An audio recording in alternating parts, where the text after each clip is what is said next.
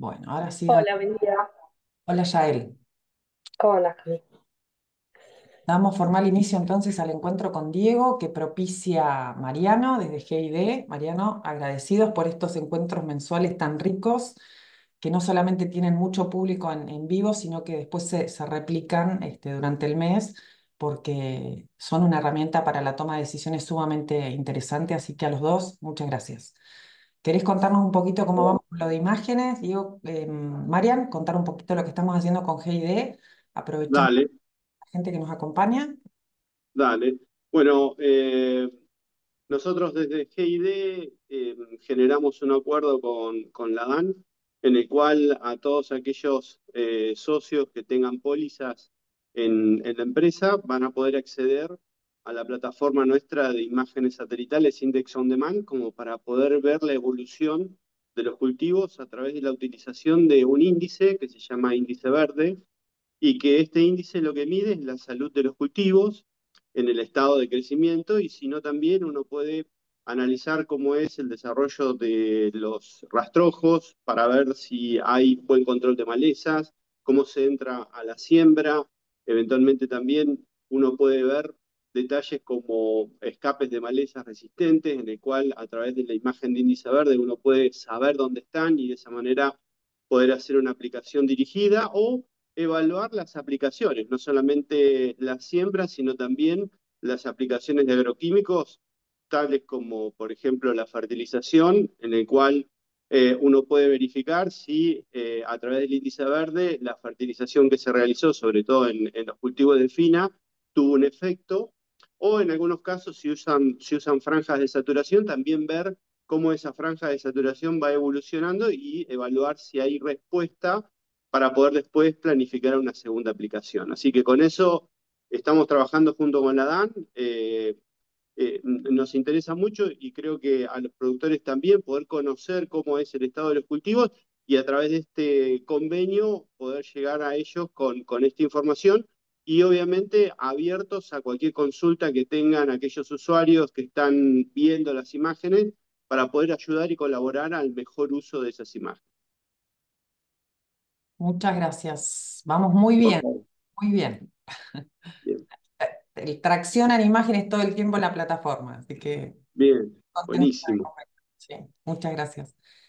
Y ahora sí, Diego, cuando quieras. Bueno, perfecto. Ahí voy conectando y voy saludando. Buen día a todos, ¿cómo andan? Espero que muy bien. La idea de hoy, como recién hablábamos al inicio cuando nos juntamos un ratito antes, era básicamente, originalmente era hablar solamente de cultivos de gruesa, bien la parte técnica, pero bueno, a los hechos recientes del cambio de los derechos de exportación y demás, creo que me parece interesante, en vez de ver la parte técnica de maíz, girasol y soja, que era un poco el tema de hoy, la idea es sacar soja para el próximo encuentro, que es fines de octubre, que todavía estamos con buen tiempo para ajustar protocolos técnicos para las siembras de noviembre y sí hacer foco un poco en lo que sería venta de granos, márgenes actualizados, con estos nuevos cambios, algún tips de fina para no errarle con las condiciones de humedad que tenemos y sí repasar de manera media rápida lo que es girasol y maíz, ¿no? Así que más o menos serán 50 minutos más alguna pregunta, así que en teoría 9:30 tenemos que estar terminando si todo fluye relativamente bien para la organización de ustedes en la mañana. Así que, como dice el título de esta hoja, es planificación cultivo de gruesa, tips para maximizar la renta, así que sería un poco la idea que nos tenemos que llevar de la reunión de hoy, ¿no?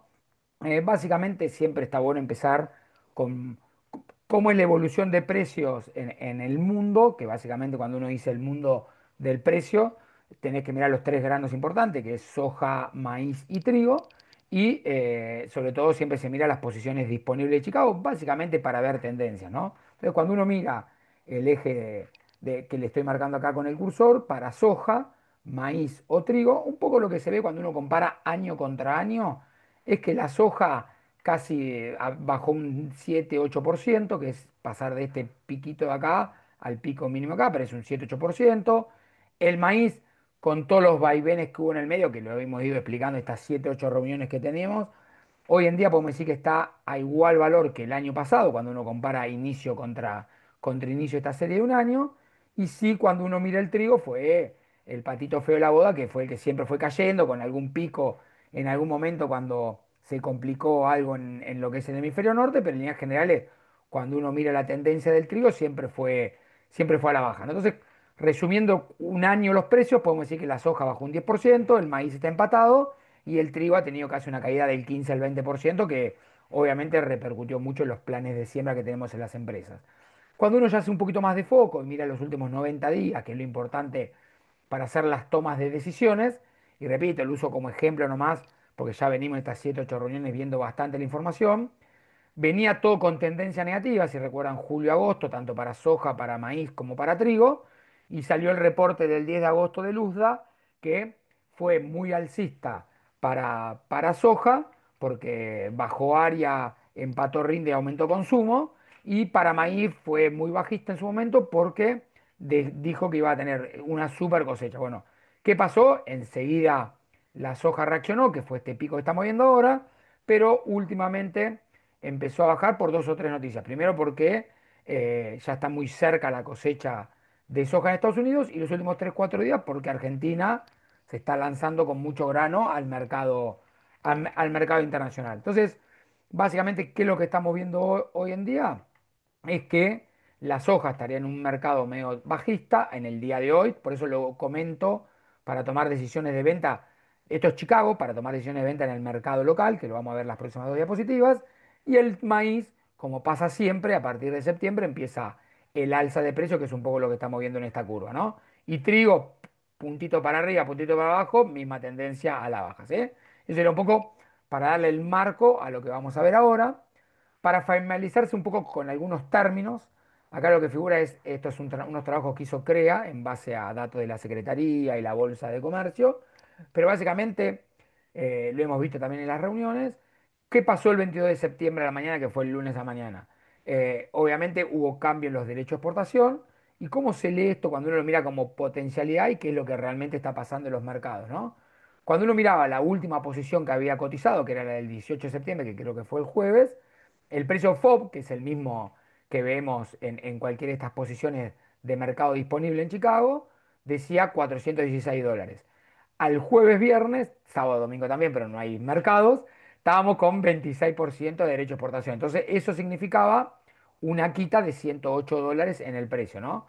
A su vez están los gastos de FOBIN, que básicamente son los gastos en el puerto por poder meter la mercadería arriba de los buques, que en general se lleva otros $17, y a su vez, que no está puesto en estas tablas, hay otro 4% o 3% que es la ganancia del exportador, ¿no? Entonces, ¿qué quiero decir con esto? Que en resumen pasamos de tener, si no le meto la ganancia al exportador, de tener soja FAS, que se acordarán de Moreno cuando era, che, el FAS era tal valor y nosotros teníamos una quita del 20-30% en todos los granos, pasamos de tener un precio FAS antes del anuncio de $291 a tener uno de 399. Y acá está un poco, y lo mismo, no lo quiero hacer larga la reunión, pero lo mismo pasó con maíz. Lo que pasa es que maíz tenía 9,5 de derecho a exportación, el trigo 9,5, y como aplica sobre un valor que casi que es la mitad de la soja, porque la soja es 416, el maíz 201 y el trigo 216, el salto en maíz antes y después de los anuncios y en trigo podemos redondearlo que son en $20, ¿no? Entonces, para que se queden con una idea es, uno tendría que ver $20 de aumento en trigo y maíz y $100 en soja si te darían el total del valor, ¿no? Eso sería como la foto. ¿Qué es lo que está pasando hoy en día? Ya cuando uno mira datos de ayer al mediodía, obviamente que rara vez cuando pasa estas situaciones uno ve el 100% del valor que correspondía. Hoy lo que estamos viendo es que cuando uno mira el FAS teórico de ayer, que acá ya sí tiene metida un poco la ganancia del exportador, por eso hay alguna diferencia sutil entre las cotizaciones que están en esta columna, en esta fila y esta columna, y qué daba el mercado en pesos o pasado después a dólar, porque el tipo de cambio también cambió, que eso creo que es un dato interesante a tener en cuenta y lo vamos a charlar en la próxima diapositiva. Hoy lo que estamos viendo es que tenemos una quita de $28 o $25 en soja, 4 en maíz, 11 en trigo, 21 en cebada y 50 en girasol. ¿Qué quiere decir esto? Que podemos decir que casi el 75-80% del cambio de precio en soja lo estamos viendo, En maíz, en general estamos viendo casi el 100% del cambio que tendríamos. En trigo la mitad. Y en cebada y girasol, como es un mercado bastante más chiquito, casi que ni nos estamos enterando. Eh, Básicamente del cambio, ¿no? Que recuerden que el girasol tenía solamente el 5,5% de derecho a exportación y la cebada, igual que el trigo, el 9,5%. Entonces, viendo toda esta información de la diapositiva anterior, más esta que le estoy cambiando ahora, más lo que le comentaba recién, ahora vuelvo a la anterior, que estas cotizaciones en dólares después aplican para cobrar al tipo de cambio que tenemos en el momento del día, el divisa comprador. Entonces, también si el gobierno está consiguiendo lo que se propuso, que entre este anuncio era bajar el tipo de cambio, más los arreglos que tuvo ahora en Estados Unidos el lunes, más algo que le está por dar el Banco Mundial y el BID y demás, que la cotización del dólar baje, la sugerencia, después si quieren la intercambiamos y la discutimos, pero la sugerencia particularmente nuestra es que tenemos que ser muy vendedor de la soja disponible que tenemos, ¿no? O sea, cuando uno dice, estábamos en $290, hoy estamos en 360, 365, noviembre o fines de octubre 370, la verdad que es haber ganado 65 a $70 la cotización, algo que estaba impensado el domingo a la noche cuando nos acostamos, y esos $70 para hacer la cuenta redonda en una soja de primera de 2.500 kilos me da $200 más de resultado de la campaña que terminó, o en una soja de segunda de 1.500 kilos me da unos $100 más o $110 más de resultado, creo que hay que tomar ganancias, ¿no? Entonces, la sugerencia por el riesgo de dos riesgos, que baje bastante el tipo de cambio, entonces a la larga termino cobrando menos pesos y son menos cuentas que pago en pesos, no en dólares, porque el dólar va bastante a la mano. La sugerencia nuestra es ir vendiendo. ¿Por qué? Por lo que les digo, por el tipo de cambio y porque no creemos que alguna vez veamos diferencia en dólares del 0%, ¿no? Es decir, che, vamos a tener el precio lleno, como ya el productor al 360, 365, 370 empezó a vender, eh, el exportador no tiene necesidad de darte el total de precio del precio del mercado. Entonces, ¿cuáles son las sugerencias generales que estamos dando? Es vender y comprar insumos, vender y comprar, ¿por qué insumo? Porque nos quedamos con muy buena relación insumo-producto, ¿no? Vender y pagar cuentas en pesos, porque esto nos mejoró sustancialmente y no dormirse mucho en los laureles, porque si baja el tipo de cambio nos quedamos un poquito más descalzados. Y si tengo todos los insumos comprados, tengo todas las cuentas en pesos pagadas, recordar que estamos en un muy buen valor en dólares del valor de la soja, casi el máximo de, en dólares oficiales es un valor muy bueno comparado a los últimos 10 años, pero cuando uno lo mira como moneda dura, porque hay que recordar que no tenemos brecha, o la brecha es insignificante, cuando uno mira en moneda dura, que son los $360, es un preciazo hasta uno para atesorar dólares o pasar algún bien que cotice en moneda dura. Así que, un poco resumiendo, las estrategias son vender mucha soja y hacer insumos, pagar cuentas o pasar a moneda dura. En trigo, como ya se viene la cosecha, también aprovechar este aumento de precio, porque ahora donde venga la cosecha, y la cosecha lo vamos a ver en el punto siguiente, pinta para una muy buena cosecha, lo más probable es que oferta y demanda haga bajar el precio, así que también aprovechar para limpiarse el trigo. Y maíz, por más que tenemos poco diferencial respecto al FAS teórico, el maíz hay que aguantarlo, no voy a sacar las curvas de vuelta de estacionalidades de precio, que le hemos visto en las 8 reuniones, pero siempre en noviembre, diciembre, enero, febrero, siempre hacen los picos de precio, así que el maíz no lo veo como algo muy complicado o apurarse para vender. Así que en resumen, de última repito, después si quieren lo intercambiamos, pero en líneas generales creo que esa es un poco la recomendación que tenemos. Y después está bastante la pregunta, por lo menos en las empresas que vamos nosotros, de, che, ¿qué pasará si se cumplen los 7.000 millones de dólares? O cuánta plata alcanza, cuánta plata no alcanza. Estos son rumores de pasillo, por poner un nombre, pero empecemos por parte. En general, la campaña 24-25, que es la línea punteada, no difiere mucho a la fecha de lo que va vendiendo, lo que se vendió en promedio en las últimas 5 campañas, ni para soja, ni para maíz. Casi que maíz nos debe estar faltando un 7-8%, pero no es que viene con un atraso total la venta. Cuando uno mira toneladas de soja vendida o tonelada de maíz vendido y las promedias, casi que estamos en promedios históricos de los últimos 5 años. Y acá viene un poco, repito, un rumor de pasillo, dice, che, ¿qué pasa cuando se cumpla el monto que comentó el gobierno? Algunos dicen que eso solamente es un dato que tiraron por alguna charla que tuvieron con los exportadores, que en línea general lo que se va a tratar de cumplir es la fecha límite. Como que si son 10 millones, 10 mil millones, serán 10 mil millones, pero como que lo que se va a terminar cumpliendo es la fecha límite del 31 de octubre. Y ahí viene la pregunta, che, ¿qué hago? Entonces me quedo esperando hasta después de elecciones. Nada, después de elecciones del 27 al 31, puerta 12 total, no sabe qué va a pasar con el tipo de cambio. Repito, la sugerencia es vender ahora. Cuando digo ahora es lo que quede esta semana o la semana que viene, preferentemente antes del 5 o 6 de octubre, ¿no? Es un poco la sugerencia que hacemos nosotros. Así que, nada, se me alargó un poquito este tema, pero me parecía interesante comentarlo, que no era parte del temario, pero me parece que es lo importante del día de hoy, ¿no? Después, así que si hay preguntas, después las intercambiamos. Si la quieren intercambiar ahora, las van poniendo en el chat y las vamos contestando. No hay ningún inconveniente. Ya metiéndonos en algo un poco técnico, con algo de evoluciones de cultivo, y ya vamos a ver los márgenes, pero márgenes de la campaña nueva, porque también todo esto tuvo repercusión en la campaña nueva. Pero antes de esto, me gusta comentar un poco cómo estamos climáticamente y qué decisiones hay que tomar en el día de hoy, ¿no?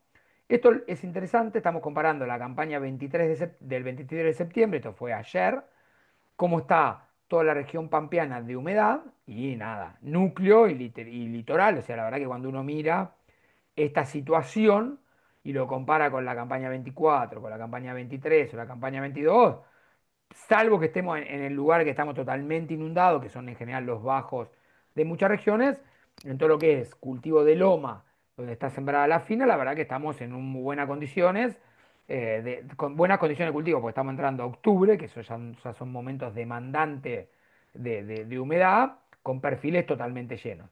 ¿Qué, qué repercusiones genera esta humedad que estamos teniendo hoy en día? Y no quiero que se nos pase por alto, es esto, estamos viendo en casi todos los lotes las famosas franjas de doble N que comentamos en una de las reuniones de FINA y después lo vimos en la de manejo variable, pero básicamente, ¿qué son las franjas de N? La franja de N es en un lote de una cebada o un trigo, uno fertiliza, no sé, 180 kilos de urea la primera pasada y siempre se deja reservado 70 a 100 kilos más para una segunda pasada. ¿Qué es lo que hacemos en general? Hacemos una doble franja en la primera pasada, entonces en vez de tener 180 kilurea, tiene 360, y esa misma franja después lo que hacemos es verlo naturalmente, ya sea con un dron o satelitalmente, o con franjas de NDVI, que es lo que comentaba Mariano, que acá pueden ver, no sé si se alcanza a ver en sus compus, las franjas doble N, y en base a ese dato, uno lo que calcula es este famoso índice de insuficiencia, de nitrógeno, que es comparar cuánto tiene mi lote, cuánto tiene doble franja, y en base a la diferencia que tenemos entre mi lote y mi franja, es cuánto corrijo la segunda dosis de N, ¿no? Entonces, resumiendo, yo le había puesto 180 kilos, iba a tirar 80 más. Hoy la recomendación general es que si yo dejo los modelos en los 80 kilos de urea para la segunda pasada, me voy a quedar corto. ¿Por qué? Porque mucha de esta lluvia lavó el nitrógeno que teníamos en el suelo originalmente en los análisis de suelo, más el que agregamos con la primera pasada de urea. Y segundo, estamos con una potencialidad tremenda en casi todos los cultivos. Hoy cualquier cultivo que uno recorre de cebado o trigo, sea la fecha que sea de siembra, sea el antecesor que sea, lo que estamos viendo son cultivos totalmente cerrados y ya entre uno y dos nudos. Cuando uno ya ve cultivos totalmente cerrados con uno y dos nudos, con esta agua por delante, el potencial es mayor. Entonces, ¿qué riesgo tenemos? De tener más potencial y quedarnos cortos en proteína. Entonces, para poder lograr buena proteína y tratar de maximizar el rendimiento que nos da el clima, que nos da el año, no queda otra que agregar entre 15 a 20 kilos más de N.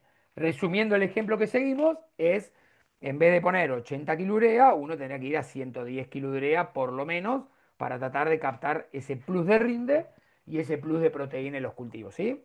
Y después, ya esto capaz que lo vemos en las próximas reuniones, pero hoy los cultivos están creciendo bastante rápido, bastante exuberantes, Puede haber algún riesgo de vuelco en cebada, que es la normalidad de los años muy muy bueno, cuando uno riega.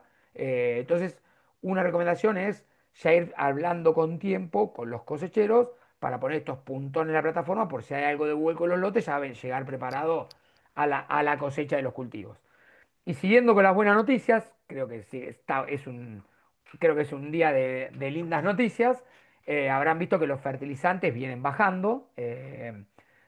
Veníamos, cuando uno compara de vuelta año contra año, la verdad que estábamos en aumento, pero hay que ver que hace un mes atrás estábamos en picos de precio, tanto para el urea como para el monamónico. ¿Qué pasó en los últimos 21 días, las últimas 3 semanas?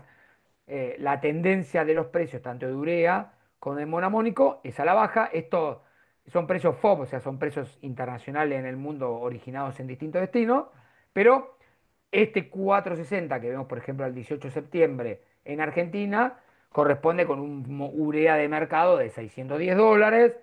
Este 780 de precio CFR que es en arriba del barco en Argentina corresponde a un $905 monamónico en cualquier campo. Entonces, como concepto lo que quiero decir es, nos bajaron los fertilizantes. Entonces, al bajar los fertilizantes y al subirlo algo los granos, tomar esta decisión de meterle 30, 40 kilos más de urea a la fina, con humedad en el suelo, no cuesta tanto la decisión, ¿no? Es la sensación que vemos en la mayoría de las empresas que vamos, ¿sí?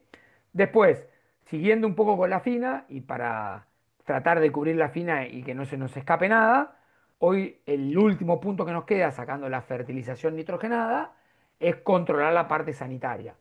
¿Qué está pasando hoy en día en la parte sanitaria? Habrán visto recorriendo los lotes hoy en día que todo lo que es cebadas están con mucha mancha en red. Acá no sé si alcanzan a ver los mapas, esta presentación les queda. Son los informes que hace BAF, la verdad muy interesantes, salen cada 10 días. Lo que hace son distintos puntos de muestreo, los que tienen dentro de la página que tienen ellos, van detectando por modelos las enfermedades. Pero hoy en día, si uno se tiene que centrar en qué enfermedades hay que cubrir, en líneas generales todas las cebadas de cualquier campo que andemos, sea el antecesor que sea y sea la variedad que sea, estamos viendo que tiene mancha en red, ¿sí?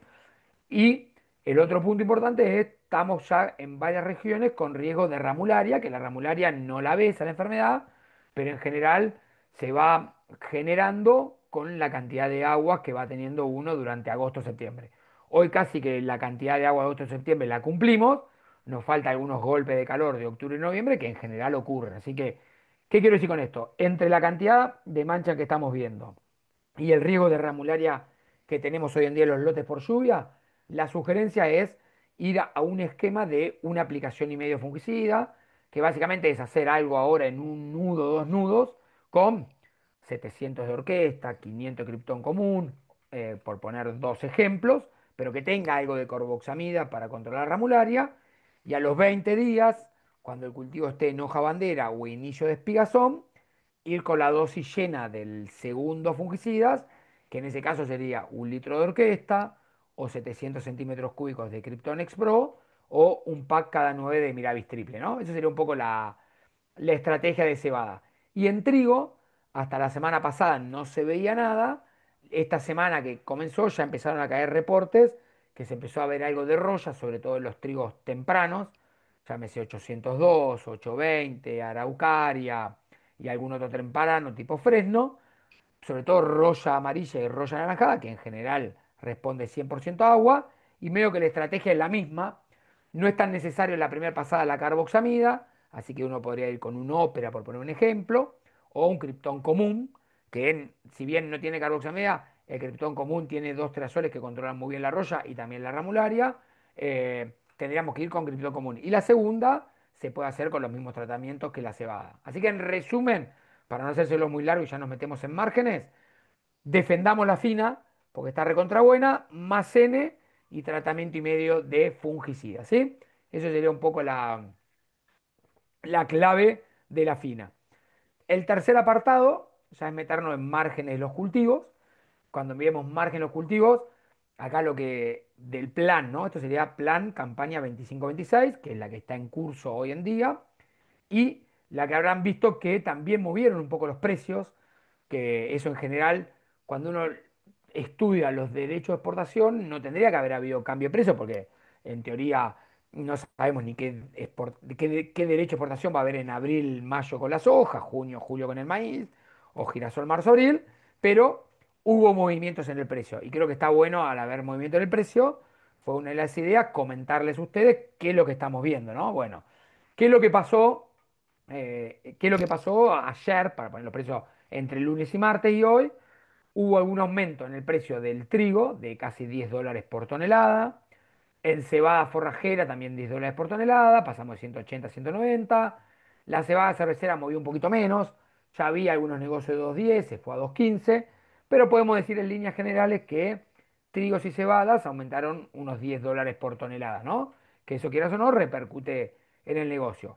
El que sí impactó fuerte es la soja, ya sea lo que mueve para soja de primera y soja de segunda, que en vez de $290 se fue a 325, había 323, 325, depende de dónde se cotice y se busque, pero en líneas generales podemos decir que pasó de 290 a 325, entonces eso tiene un impacto muy importante en lo que es el cultivo de soja de primera, en todo lo que tiene cultivo de segunda, y a su vez también hago el comentario porque tú dices, che, ahora la rompemos con la soja, también hay que tener en cuenta que esta soja es la que en general aplica a los alquileres, ¿no? Entonces, si nunca había pagado ninguna cuota de alquiler, está hecho ácida la cuenta, ¿no? Porque seguramente alguna cuota ya había paga, con valores más bajos, pero si yo no había pagado ninguna cuota, también me movió el valor del alquiler de la tierra, ¿no?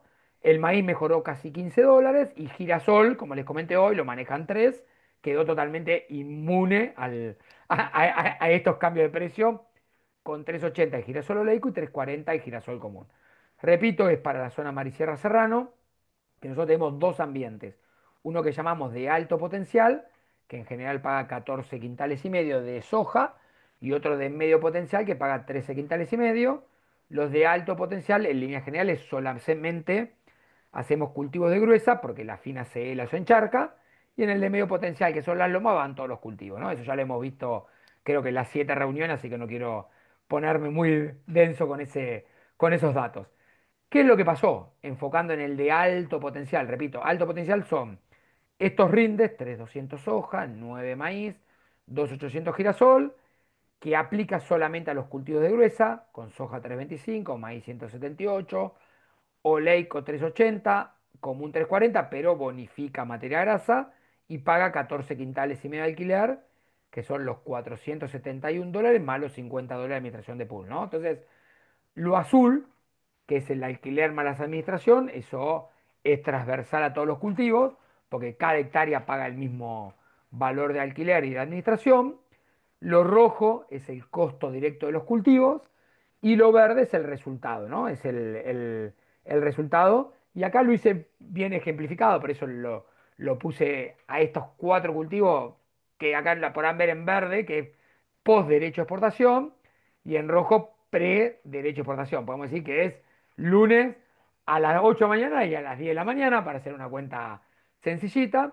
¿Qué es lo que pasó? El girasol alto oleico sigue siendo el mejor cultivo, y eso ya lo venimos viendo en todas las reuniones. Obviamente que perdió algo de margen porque básicamente subió el alquiler, eso es un poco lo único que puedo decir, pero el girasol alto oleico sigue siendo la vedette de la campaña, así que no hay que bajar ni una hectárea, al revés. Si por una de esas casualidades consigo girasol alto oleico, bienvenido sea a seguir subiendo, ¿no? Después, ¿qué es lo que pasó en el resto de los cultivos? Básicamente, el cultivo que mejoró es la soja de primera, básicamente que pasó de perder $30 a ganar 30 para hacer la cuenta redonda, y el aumento de alquiler que tuvo el girasol común y el maíz debajo, lo que hizo fue perder ese poquito es perder algo de margen, sobre todo el girasol común, porque no movió el precio, y el maíz, si bien aumentó el arrendamiento, esos $18 que tuvo de plus, o $13 por tantas toneladas que uno produce, termina dando un buen resultado. Entonces, ¿qué, qué es lo que se están planteando algunas empresas? Girasol Alto Leico, hacer el 100% de la mercadería, maíz, seguir con sus planteos normales. Algunas empresas que no habían comprado hoy el girasol común están dudando para qué lado de estos dos negocios van, ¿no? Básicamente. Ese es un poco dos reflexiones. Girasol oleico queda como estaba. Maíz, ese 178 o 175 que estamos viendo, mejoró porque son muchas toneladas que superan con creces el aumento del alquiler. Y hoy el único cambio que uno se tendría que replantear en las empresas es, che, ¿sigo con el girasol común que tenía armado? ¿O nunca compré la semilla, no apliqué ningún herbicida raro, hago soja, que tengo la soja en el galpón, y bienvenido sea este negocio que hoy mejoró? Cuando uno lo mira detalladamente, son unos negocios empatados, ¿no? Tener más, menos 3, tener más 25, le gasté un herbicida de más, saqué 100 kilos de menos en algo, y son cultivos que están hoy totalmente empatados, ¿no? Así que esa sería un poco la reflexión, que, repito, esto ocurre en casi todas las regiones. Cuando uno va al ambiente de loma, que entra la fina, no me centro en gruesa, que es de acá para acá, porque pasa exactamente lo mismo, ¿no? Girasol oleico sigue en punta, los tres cultivos restantes de gruesa, soja, girasol común y maíz de loma, pierden algo de plata, repito, pagando un alquiler caro de mercado, pero la tendencia es exactamente la misma, ¿no? Girasol común y maíz y soja empatan, y maíz pierde menos que los otros dos cultivos. ¿Y por qué digo bastante de defender la fina? Porque la cebada cervecera o la cebada forrajera, hoy en este ambiente de loma son los mejores cultivos. Entonces, todo lo que dijimos de más nitrógeno, para mayor rinde de proteína, más sanidad y demás, es tratar de defender el cultivo que hoy con el girasol alto oleico con creces está dando el buen resultado, ¿sí? Entonces, eso sería un poco lo que sería de márgenes de los cultivos. Si después, repito, si hay preguntas, lo vemos, también lo vamos viendo. Veo que hay algunas preguntas, a ver si capaz que acá pone probabilidad de heladas tardías para no apurar siembras de gruesa. Bueno, ahora lo ve, mira, buenísimo, Orlando. Ahora nos metemos en la parte gruesa, así que espectacular, ¿eh? Hasta acá estamos, hasta acá vimos algo de mercado por arriba, algo de clima y su impacto en los cultivos, sobre todo de fina, y vimos los márgenes proyectados de la campaña nueva con los últimos cambios de precio, por si hay que hacer algún ajuste en el plan. Bien, ahora en estos 25 30 minutos que quedan de reunión, un poco la idea era lo que les contaba, era ver los tips técnicos de girasol y maíz. Eh, la verdad que algunos ya los vimos en algún momento, los voy a ir pasando rápido, más despacio, dependiendo un poco la importancia de cada uno, pero conceptualmente nos vamos con girasol. Conceptualmente girasol, un poco que también lo vamos a ver en el de maíz, así que esta presentación les queda, pero lo que tratamos de hacer es abarcar el 100% de los puntos que tocan al cultivo. ¿Por qué? Porque los números están tan justitos, nada. Un gráfico vale más que 1000 palabras, ¿no? Cuando yo muestro cualquiera de estos gráficos, que pierdo $3, gano 120, o pierdo 65, pierdo 62, pierdo 36, la verdad que los números son tan finitos que uno tiene que hacer foco en el 100% de las decisiones que uno tiene que tomar de los cultivos, de las ventas, del financiero, del impositivo, de todo, ¿no? Pero básicamente, para que sea conceptual, ¿qué es lo que vemos? Primero, calidad del ambiente. Cuando hablamos calidad de ambiente es sitio y suelo, que básicamente lo que les mostraba recién, si es una loma o un bajo, y qué cultivo es más rentable hacer en cada ambiente, y qué antecesor tengo.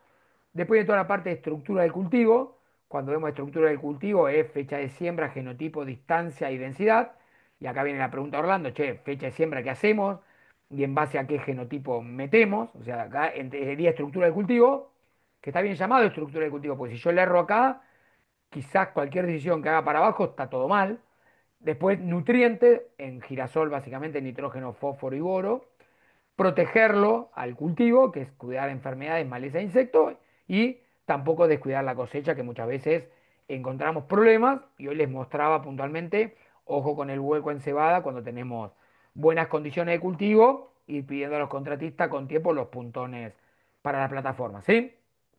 Metiéndonos en híbridos de girasol, acá capaz que esta tabla es larga, pero un poco para comentarles de dónde sale la información. Nosotros la información de selecciones de híbridos la hacemos básicamente de datos del INTA, que puede ser esta tabla resumen de la campaña 24-25, de todo lo que es información CREA. Cuando digo CREA es Mar y Sierra Serrano, donde pertenezco o trabajo con 3 grupos, pero también todo el CREA Sudoeste, que es lo que lleva adelante Agustín Giorno, que seguramente lo conocen.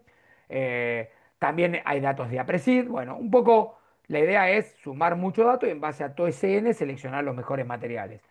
En general, ¿qué es lo que estamos apuntando? Cuando uno mira los girasoles oleico, que prácticamente, repito, no quedan, los mejores oleicos que tenemos son el NK, que es Syngenta 3979 CL alto oleico, y el NS 1227 CL de Nidera. Esos son como los dos excelentes materiales que prácticamente hoy no quedan, pero les queda el dato para otras campañas. Lo que hicimos, como el oleico valió mucho y fue lo que vimos en márgenes hoy, bajamos, creo, un escalón, pero seguimos seleccionando otro tipo de materiales, como puede ser el Nidera 106, que a veces es rayero en alto oleico, el NTO 2.5 es el alto oleico, que es muy buen material, viejito, pero también es muy buen material. Así que casi que dentro de esos 4 alto oleicos teníamos el 100% de la cobertura de girasol a sembrar.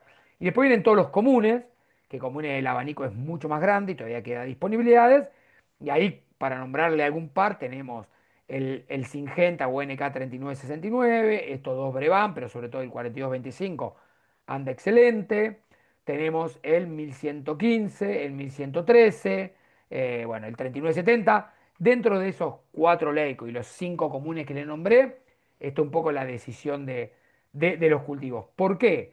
Porque tienen buen rendimiento físico, buena materia grasa, por ende el rendimiento bonificado es muy bueno, y a su vez nos cubre muy bien de la parte sanitaria, y cuando hablamos de sanidad, sobre todo de lo que es FOMOPSIS, que es la enfermedad que hoy en día estamos bastante complicados, y cuando hablamos de FOMOPSIS, pueden ver acá los cuadrantes, que es FOMOPSIS de hoja, FOMOPSIS de tallo y FOMOPSIS de capítulo, y un poco todos los híbridos que le comenté recién, Nidera 1113, NK 3969, NK 3979, el Advanta 5407 o el BAF 211, pueden ver que tienen muy buen comportamiento. O sea, básicamente para redondearles, los 4 Leicos les conté, los 5 o 6 comunes que les conté, se seleccionan por rinde físico, por materia grasa, por rinde bonificado, por estabilidad del rendimiento y por la sanidad. Y cuando hablamos de sanidad, básicamente en general enfocamos a todo lo que es FOMOPSIS, que es una enfermedad que hoy en día nos está sacando varios kilos,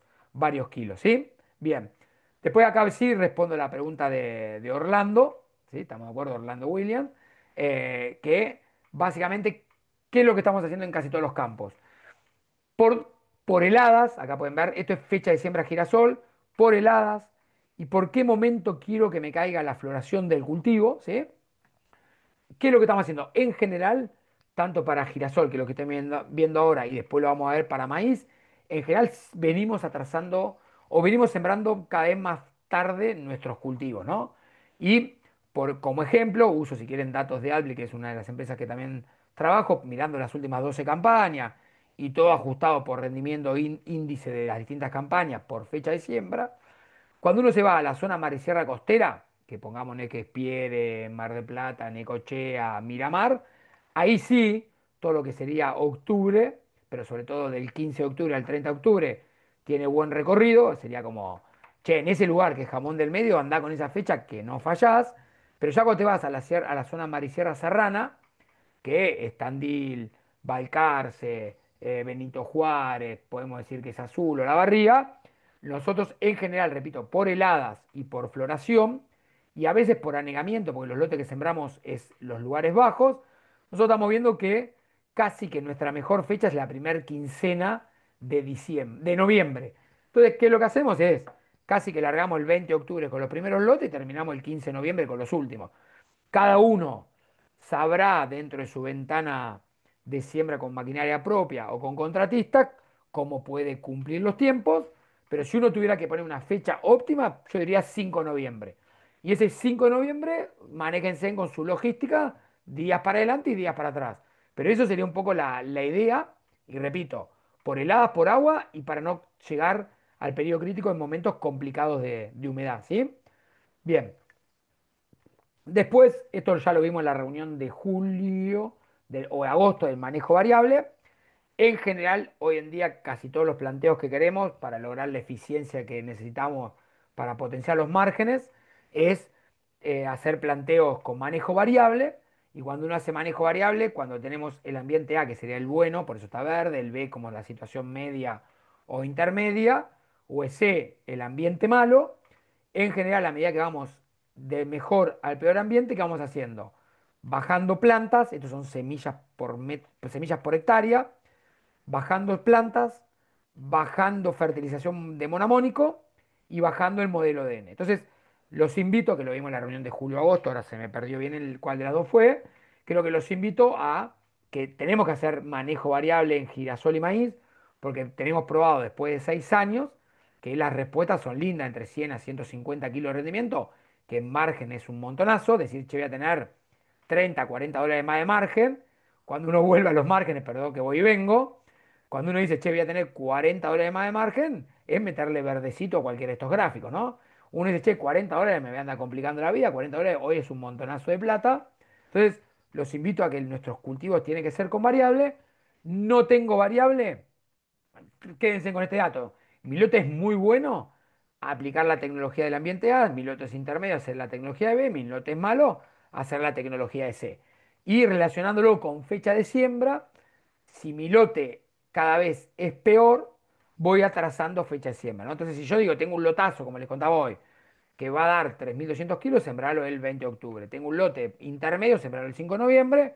Tengo un lote muy, muy malo, sembrarlo el 15 de noviembre. ¿Por qué? Para atrasar el pedido crítico de mis cultivos. Cuando uno baja mucha planta, o porque tengo un ambiente flojito, que va a ir todo con baja densidad, o voy a hacer variable, sobre todo en años húmedos como este, que lo que hay que estar es recontra cubierto a cualquier plaga del suelo, ¿no? Cualquier plaga que pueda atacar el logro de plantas. Y sobre todo a cuál hay que hacer foco, que se potencia en los años húmedos, a todo lo que es bicho bolita y babosa. Entonces, la sugerencia es hacer muestreo de babosa y bicho bolita y salir a aplicar selectivamente cuando tenemos problemas. Acá puntualmente le estoy mostrando un ejemplo de bicho bolita. Hay sectores que tienen más de 200 bicho bolita, que es lo bordó, entre 150 y 200 bicho bolita, que es lo rojo, o entre 120 y 200, que es lo naranja. Entonces, uno lo que tiene que hacer, en vez de aplicarle a todo el lote, salir a manchonear. Y acá les dejé en la presentación las dosis normalmente que usamos de SEO. Y la otra sugerencia, para no fallar en el intento del girasol, es Oleico faltó un montonazo de semilla y se vendió hasta el barrio de Galpón. Común está pasando un poco lo mismo. La sugerencia para no tener sorpresas en los logros, a pesar de que cuando te lo vende la agronomía te dice que la semilla siempre está muy buena, la sugerencia nuestra siempre es tomar una muestra y esa muestra mandarla a nuestro laboratorio de confianza y hacerle poder germinativo y en general test de frío a las semillas, ¿sí? Serían las dos sugerencias que les comento para no fallar en los logros de planta de girasol, que es una de las limitantes que tiene en general el cultivo, ¿sí? Bien, después hoy hablamos de nitrógeno, de llegar a este 110 DN, 90 DN o 70 DN, según el ambiente, si es variable irá variable. Si mi ambiente es fijo, uno selecciona cada uno de estos modelos, pero pongámosle que tenemos un lote de 2.600 kilos de girasol, que voy a ir a 90 menos X, ¿no? Tengo un suelo de 45 kilos de N, más los 5 que aporté con el amonimónico, yo tendría que estar aportando los 90 menos los 45 del suelo, menos el 5 del amonimónico, tendría que estar aportando 40 kilos de N. Esos 40 kilos de N son 100 para realidad son 90, 100 kilos de urea. La sugerencia en girasol es, una vez que logro el cultivo, que lograr el cultivo es ver los cotiledones y donde asoman la primera hojitas verdaderas, par de hojas verdaderas, ahí fertilizar. O sea, una vez que se logró el cultivo, que yo ya veo cotiledones, las primeras hojitas, hay que fertilizar. ¿Por qué? Porque ese nitrógeno que agrego, quiero dos cosas: que no volatilice, que en general volatilizan en la época ya de noviembre y diciembre, y segundo, saber que el girasol tiene un crecimiento exponencial del cultivo cuando llega a B6, ¿no? Entonces, yo quiero que ese nitrógeno ya esté disponible para el cultivo cuando llegue ese crecimiento exponencial, entonces no queda otra que aplicarlo recontra temprano en el ciclo del cultivo, ¿sí? Esa sería la sugerencia de nitrógeno. Lo mismo con el Clearsol. Nosotros el Clearsol, que sería para el control de enfermedades, muchas veces vemos que nos pasa que nos quedamos esperando que tenga malezas. La sugerencia nuestra en general es: sembré, a los 20 días, 25 días de sembrado, cuando más o menos tengo este estadio que es los cotiledones, el primer par de hojas desarrollado, que era estas que estaban chiquititas, que crecieron y se convirtieron en este tamaño, que sería a los 4 o 5 días, donde está saliendo la otra hoja, que sería, repito, a los 20, 25 días de la siembra, va el clearsol. ¿Por qué? Para que labure todo como residual y nada como control de contacto, y a su vez, como uno nunca sabe cómo va a ser el año climáticamente para adelante, para que ese clearsol se vaya degradando con más tiempo y no nos perjudique el próximo cultivo defina el año próximo, valga la redundancia. O para que el girasol no crezca mucho y no nos haga pantalla de ese clearsol residual que quiero para controlar las malezas, ¿sí? Que no quede en la planta, sino que llegue el máximo posible al suelo. Serían los dos tips que les quería dejar de urea y de clearsol. Y por último el girasol, y ya pasamos a maíz y venimos bien con los tiempos. Básicamente, estimo que debe ser la generalidad de los que están presentes. Nosotros tenemos 2/3 problemas de malezas en la zona. Uno es nabo, el otro que viene creciendo fuerte es el yuyo colorado y el otro que viene creciendo de a poquito es las gramíneas de verano, ¿no? Pero yendo a nabo, la estrategia puntual que hacemos es en el preemergente de girasol, es agregar entre 1,2 a 1,5 litros de fluorocloridona. Esa dosis de 1,2 a 1,5 de fluorocloridona va a depender de la cantidad que tengan de nabo en el lote, ¿no? Si es un lote tranquilito, le pondrá 1,2; si es un lote muy complicado, le pondrá 1,5. Pero para nabo no nos queda otra que la fluorocloridona. Tengo yuyo colorado en el mismo lote o no tengo nabo y solamente tengo yuyo colorado. Ahí la estrategia es en el preemergente agregar 400 de sulfentrazone y 1 litro de ese metolacloro, ¿sí? Eso era un poco las dos sugerencias, o fluoro para nabo o sulfentrazone y metolacloro para yuyo colorado. Después tengo escapes, che, se me escapó, no controlé muy bien, no me anduvo el residual, pase lo que pase. La sugerencia es que este clearsol aplicado a los 20, 25 días, si tengo escapes de nabo, que vaya con un agregado de prodigio, 1 litro, que es el aclonifen, pero la idea es no llegar a ese agregado, que funcione todo antes, ¿no? Los controles de presiembre y los preemergentes, pero queda como rescate, che, se me complicó, se me nació el cultivo. Bueno, la sugerencia sería clearsol con 1 litro de prodigio si tengo nabo, o si tendría yuyo colorado, sería el Clearsol con 400 de Benazolim, ¿sí? Y ahí se nos terminó las herramientas que tenemos de control de malezas en el cultivo de girasol, ¿sí? ¿Estamos hasta acá? Girasol. Vamos con maíz para los minutitos que quedan. Maíz básicamente es la misma tabla o diapositiva que vimos en girasol, pero los impactos que tiene para el cultivo de maíz, la secuencia de calidad del ambiente, estructura del cultivo, nutrientes y agua y protección y cosecha son exactamente el mismo, ¿cómo se dice? La misma organigrama, la misma forma de presentar, obviamente que cambian los rindes potenciales y cambian las mermas de cada una de los puntos, pero en líneas generales podemos decir que un 30% responde al sitio azul antecesor, otro 30% a lo que es estructura de cultivo. Entonces, a este tema le damos mucho foco. Y acá voy a responder un poco el comentario que hacía Orlando recién, ¿no? Por último, con impactos, podemos decir, del 20% y del 20%, está todo lo que es nutrientes y protección del cultivo, como para hacer números redondos, ¿no? Vamos a fecha de siembra. Fecha de siembra se lo muestro con este gráfico de Jorge González Montaner de la zona Mar y Sierras, que acá tenés Costero, Serrano, Tres Arroyos, y acá un poco casi que se lee lo mismo que vimos recién en Girasol. Si yo me voy a Necochea, que podemos decir que es zona costera buena, ¿no? Necochea, suelo profundo, un poco lo que se ve, casi sin importar, salvo el último año que fue una niña complicadita, ¿no? Que fue seca hasta el 24 de febrero, pero casi que sin importar si fue niña, niño, neutro, en el 80% de los ensayos ganó la siembra temprana respecto a la tardía. Cuando hablo temprano es del 25 de octubre al 5 de noviembre, cuando hablo de tardío es del 20 de noviembre al 1 de diciembre, ¿no? Después tenés una situación totalmente contraria, que puede ser todo lo que es Tres Arroyos profundo, que a pesar de ser profundo y le clima de Tres Arroyos, o Necochea somero, que esas son lugares que tiene bastante tosca en superficie. Entonces, ¿qué es lo que termina pasando ahí? Es solamente un 30-35% de los años ganó el temprano y por defecto el 65-70% de los años gana el tardío. Y ahí sí se ve claramente que los años niña siempre es mejor sembrar tardío, ¿no? Acá pueden ver que por ejemplo, estos 3 años niña acumulados, siempre ganó el tardío con creces, ¿no? Y el último año, obviamente que fue un año extremo, el tardío también ganó. Y a veces cuando te toca un niño, pero venís de 3 niñas, también gana el tardío. Entonces, y en Tandil es una situación media que casi empata las situaciones.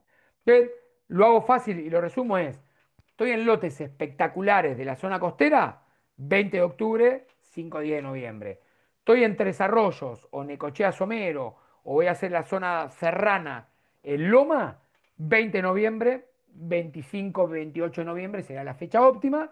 Si me voy a Tandil, donde mis ambientes son esos debajo, que les mostré los márgenes, y ya lo vimos en la reunión de manejo variable, como tenemos heladas, casi que la ventana de siembra te la ponen las heladas de fin de noviembre y las heladas de abril, casi que nuestra fecha óptima es del 5 de noviembre al 15-20 de noviembre. Entonces, creo que tenemos tres situaciones y esta diapositiva lo explica claramente, que responden a la potencialidad que tiene cada uno de los ambientes del cultivo, ¿sí? Después, estamos hasta ahí, eso sería fecha de siembra. Respecto a materiales, un poco comentarle lo mismo, ¿no? Hay millones de materiales, maíz hay mucho más que girasol, y hay para todos los gustos en cuanto a eventos, pero un poco el mismo concepto que les transmitía hoy, ¿no? La información sale del CREA, estos son datos de Jorge González Montaner de vuelta para las últimas 4 campañas en muchas regiones, tanto temprano como tardío. Tenemos datos APRESID, tenemos todos los datos del INTA que se publicaron ayer. Y uno lo que termina haciendo es seleccionando materiales. Y cuando uno selecciona materiales, le voy a nombrar algunos nomás, pero en líneas generales, la mayoría de los planteos técnicos que estamos desarrollando en las empresas van de la mano de esta Stein 9741, del AK 471 o el viejito AK 470, que la verdad que andan espectaculares. Cuando uno va a la línea Bayer o la línea Monsanto, el 7272, que es de los nuevos, es espectacular. Y si no, uno también puede ir a los más viejitos que también funcionan muy bien, como es el 7210 o 7220. Y que bueno, acá también está el 7208 y 6962 también como buenos materiales. Y después la tercera gama de cultivos que usamos, de híbridos que usamos, esto es lo que es la línea Nidera. Y Nidera, esto es una historia de 4 años, ¿no? Sobre todo estamos enfocados en lo que es Nidera de nueva campaña, que la nueva campaña en Nidera es más lo que se llama 7765 o 7624, ¿no? Pero un poco como resumen es, entre dos AK, 4 Monsanto, un Stein, algún Nidera. Cuando hablo de Monsanto, también hay mucho Don Mario y la tijereta que son Monsanto. Bueno, medio que en líneas generales estamos dentro de esos materiales para sembrar. Pero como criterio, la idea era comentarles criterios, sale de esta información, de centrarse en ensayos zonales de los cultivos, ¿no? Bien, como les comenté hoy, agilizo un poquito para no atrasar la reunión, porque ya quedan 7 minutos. Conceptualmente, de vuelta, los invito a que sea la mayor cantidad posible de cultivos con manejo variable, que responde un poco lo mismo. Voy bajando plantas a medida que voy teniendo ambiente A, B y C, voy bajando dosis de monamónico y voy bajando modelo de nitrógeno, o sea, conceptualmente es lo mismo. Acá le hago solamente un comentario. Esto es, fíjense que es promedio 11.000 kilos. Esto es tener que tener un ambiente que todo de 11.000. Esto es centrarse en Necochea profundo o los ambientes vuelo de Napa. Casi que cuando uno lo mira transversalmente al resto de regiones, casi uno lo maneja al B y C, ¿no? Como ambiente normal. Pero conceptualmente de vuelta lo mismo es. A medida que empeora el ambiente, bajo plantas, bajo monamónico, bajo modelo de nitrógeno y voy atrasando fecha de siembra. Ese sería un poco el concepto, pero quédense con el dato este, que cuando uno hace manejo variable en maíz, logra entre 500 a 700 kilos de respuesta, que hoy son un impacto de $60, que es casi triplicar los márgenes que veíamos en las tablas de margen de los cultivos, ¿no? Yendo a maíz y profundizando qué tema le estamos dando importancia, es todo lo que es calidad de siembra.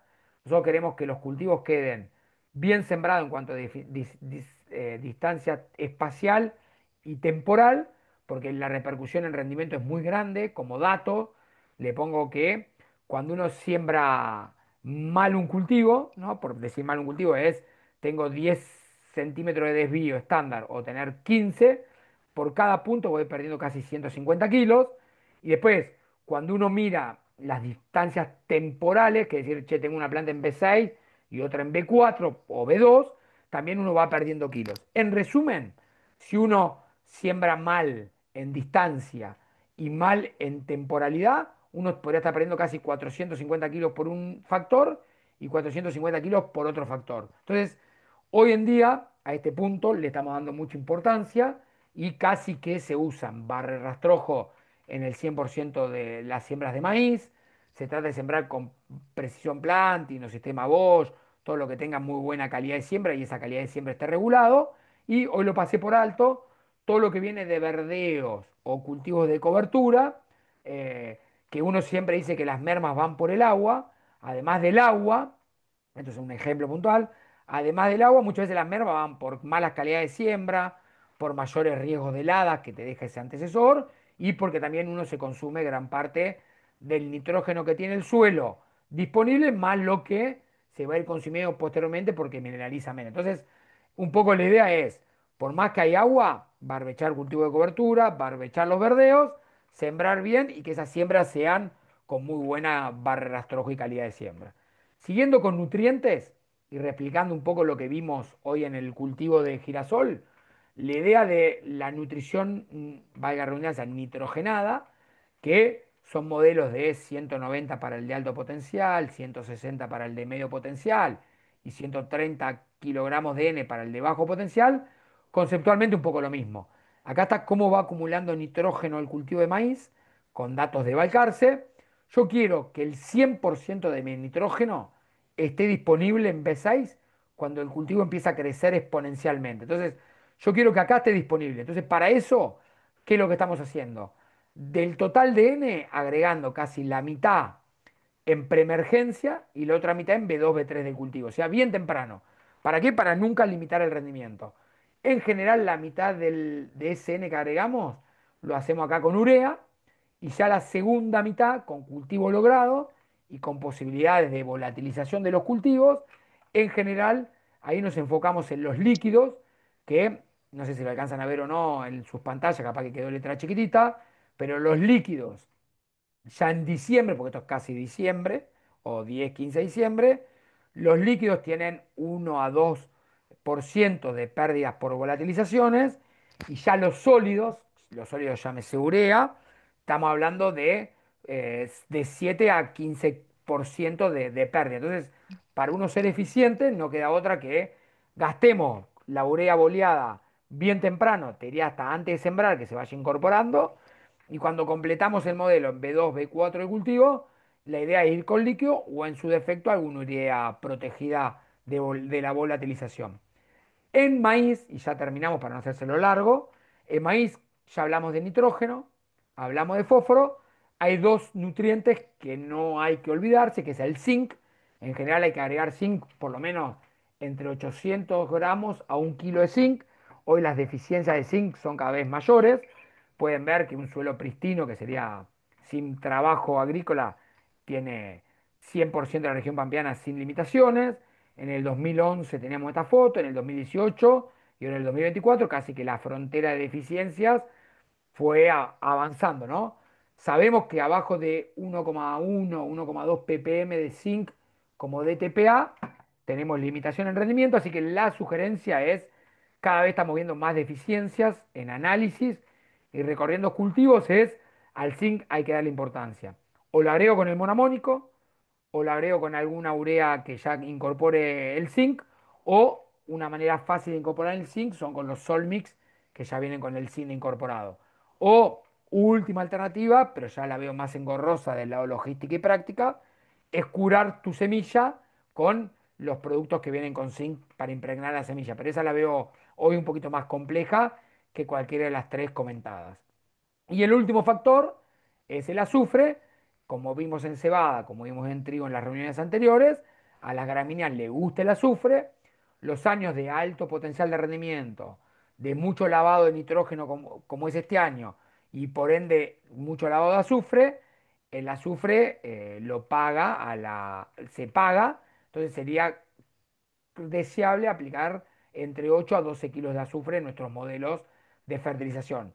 ¿Con qué se puede agregar esos 8 o 12 kilos de azufre? Repito, o con el monamónico a la siembra, que sea un monamónico azufrado, o con un urea azufrada en los tratamientos de preemergencia del urea, o con algún solmix aplicado en inicio del cultivo. ¿Correcto?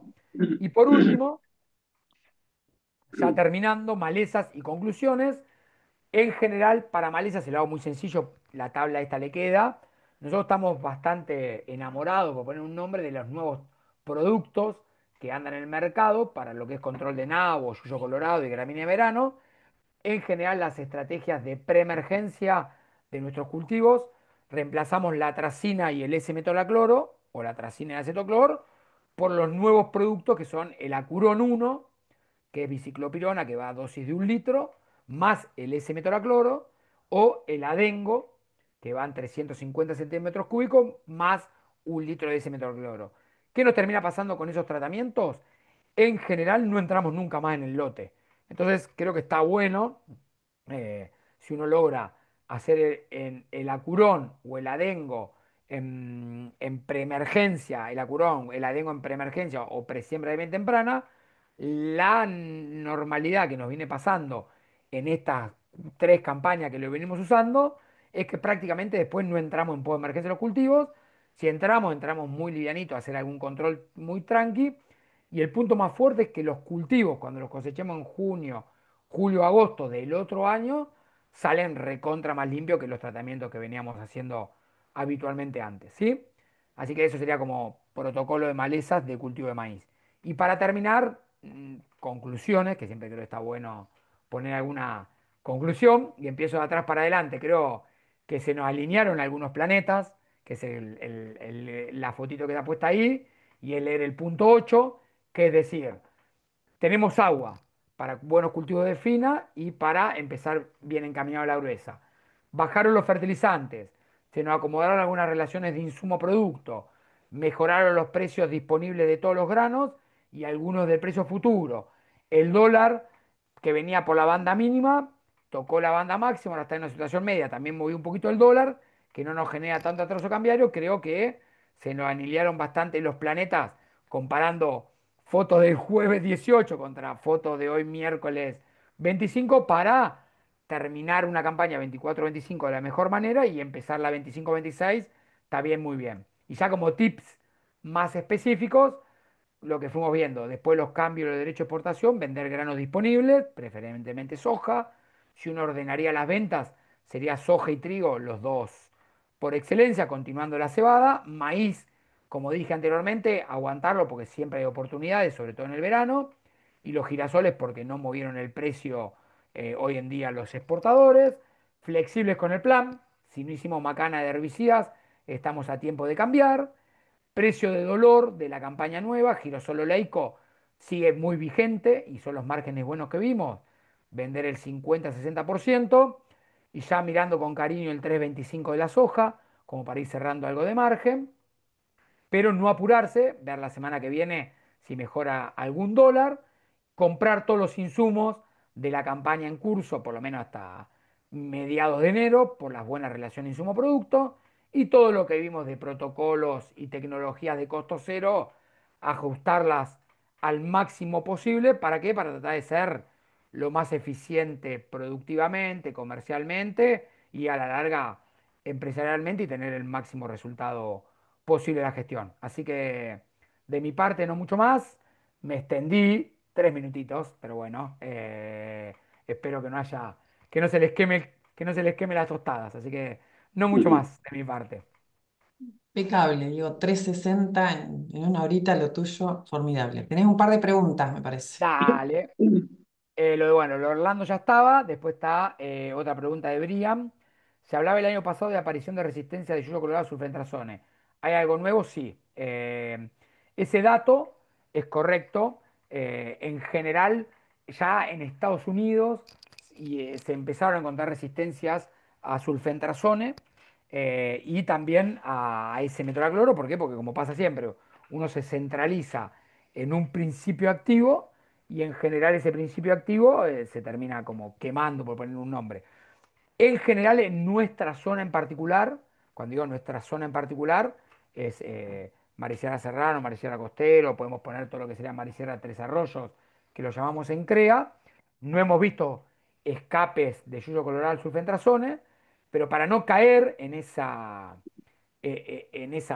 trampa o en esa quemada de herramienta, un poco la sugerencia es, si yo tengo un lote muy complicado de yuyo colorado, meterle los 400 sulfentrazones y el litro de ese metolacloro, o sea, que vayan los dos combinados, ¿sí? Sería un poco la estrategia, Brian. Y no lo hablamos hoy, pero yo tengo un lote de soja de primera que tiene yuyo colorado y tengo soja lis. Nuestra sugerencia, repito, es para no quemar las herramientas, es igualmente hacer el preemergente con sulfentrazone y ese método de cloro, y el post de las hojas del lis, que en general van con glifo, 2,4-D y glufosinato, también para no tener resistencia, porque ya empezaron a haber resistencias del yuyo colorado al glufosinato, es agregar los tres principios activos. Entonces, ¿qué es lo que quiero transmitir con esto?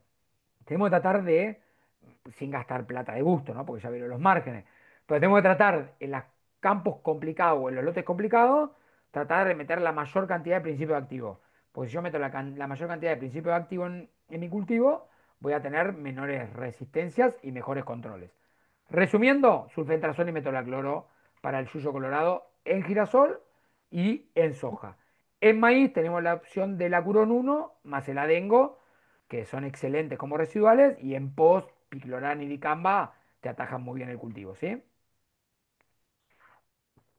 Después Rodrigo pone una buena opción que no se mencionó, es el uso sí, de NutriZinc, de 12 de N, 40 de P, 5 de S y 1 de Zinc, sí, sí. Rodrigo, todo lo que esté a nuestro alcance. Un poco, está buenísimo el comentario y me parece que está bueno para refrescar un poco algún concepto, ¿no? Eh, todo lo que esté a nuestro alcance. Vamos a poner un ejemplo que voy a tener 9.000 kilos de maíz, ¿no? Todo lo que esté en mi alcance para tener 165 mi modelo de N, 100 kilos de monamónico equivalente al principio, a lo que consideran de fertilizante, 10 kilos de S y 1 kilo de zinc, ese sería como mi modelo, ¿no? 165 de N, 100 kilos de monamónico equivalente, 10 kilos de S y 1 de zinc. De la forma que lo puedan armar, más barata y más fácil para aplicar, bienvenido sea. Con el que comenta Rodrigo, ya uno cumple gran parte de los comentarios, porque le pone de este producto que tiene 40 DN, ¿no? 125 kilos o 130 kilos para igualar con el monamónico, uno ya estaría agregando 7-8 kilos de azufre, ya estaría pasándose de los kilos de zinc, así que viene muy bien. Pero conceptualmente es, sabiendo el modelo, metámoslo de la manera que podamos, siempre bien temprano, de la forma más barata posible. Y lo más eficiente, evitando volatilizaciones, ¿sí? Bien, ahí Diego pregunta, entre carfentrazone y OHIT, ¿cuál tiene mayor eficiencia teniendo en cuenta precio y control? El HIT no se puede usar en girasol, ¿cuánto tiempo antes? Bien. ¿Y cómo me refiero? Bien, esto está perfecto. Esto es así, el HIT, ya sea para nabo o para yuyo colorado, es mucho más contundente que el carfentrazone, ¿sí? Casi que 35 gramos de carfentrazone es más contundente que 120, perdón, 35 gramos de HIT es más contundente que 120 gramos de 100 centímetros cúbicos de carfentrazone, que ya es una dosis altísima, ¿no? 120 centímetros cúbicos de carfentrazone para control de nabo y yuyo colorado. Así que te diría que esas serían las dosis, uno casi equivalente que usamos hoy en día entre control y gastada de plata. Para girasol, en general nosotros usamos el HIT como que la fecha límite es 31 de julio. Cuando uno mira los marbetes de BAF, es mucho más, te hablan de 6 meses, una cosa por el estilo. Nosotros hasta el 31 de julio lo aplicamos sin ningún problema, 35 gramos de HIT y nunca vimos problemas.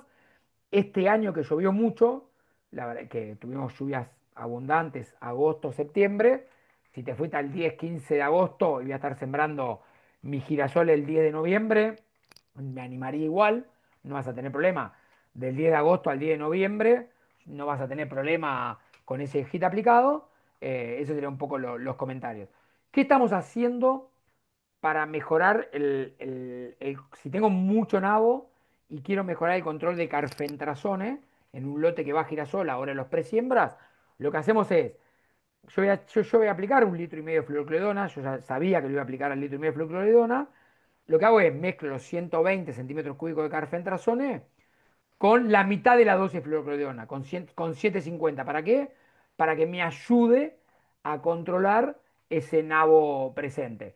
Y los otros 750, o puedo subir un poquito más, 900, los dejo para el preemergente, ¿sí? Para que me actúe como residual. Pero si tengo nabos muy grandes y ya sé que se me van a escapar, esa estrategia de agregar la fluro con el carfentrazón ahora funciona muy bien, ¿sí? Bueno, parece que no hay más preguntas, Bueno, estamos. tampoco en el WhatsApp.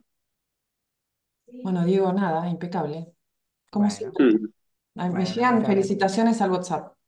Bueno, Divino. Ah, todos chochos. Así que listo. gracias, Mariana, a vos también, a todos los que participaron y definiremos fecha, ¿sí? Para la Dale, próxima. Ujú. perfecto. Dale, Dale. gracias. Bueno, cariño, Adiós. Suerte. gracias por Chau, todo. chau. Que estén bien. Chau, chau. Gracias. Chau, chau.